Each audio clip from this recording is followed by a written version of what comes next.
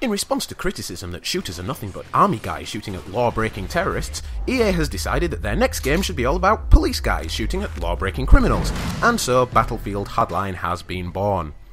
Scheduled for release on March 17th, you may wonder how Fully Having It has stumbled upon a review copy so early. Surely there must be embargoes to observe and other things to maintain our thin shroud of pseudo-journalism. But no, we're enforcing our policy of reviewing games that haven't even been made yet.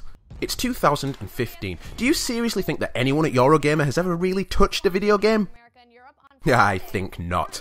Let's start with the story, and like all good modern gaming sites, we'll pander to the prevailing winds of the internet long before we consider forming a of our own that's based on actually playing the game.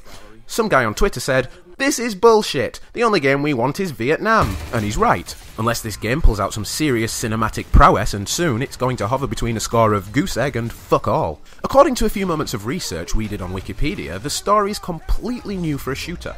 Rather than being about a war fought through the eyes of a new soldier who's still learning the ropes of his trade, Hardline focuses on a war on drugs, and a freshly minted detective who's still learning the ropes of his trade. Apparently his missions will become more off the books as the game goes on until he finally faces off against the source of the drugs. We're calling it now, it's his fucking partner, isn't it? Yeah. We enjoyed most of what we saw in the campaign, but despite the fact that it's such a breathtakingly produced masterpiece of gaming that if anyone from a decade ago saw it, they would proceed to form a death cult with Hardline as its malevolent deity, we're going to slam it for being the same as the last game and give it a fucking 5 at best. On to multiplayer, and as usual, here's where the game really shines. Battles are frantic, weapon customizations are plentiful, and there's always the comforting sound of your mission commander in your ear telling you big bad things are probably going to fall out of the sky and kill you. Map design is fine, lots of open spaces with buildings thrown in here and there for snipers. They're generally smaller than the Battlefield 4 maps to accommodate for the slightly different gameplay, but they feel pretty much the same. Game modes like Conquest return from previous iterations, but they're outshone by the new heists and carjacking modes, which are potentially the only thing about this game that's genuinely new, other than the Season Pass.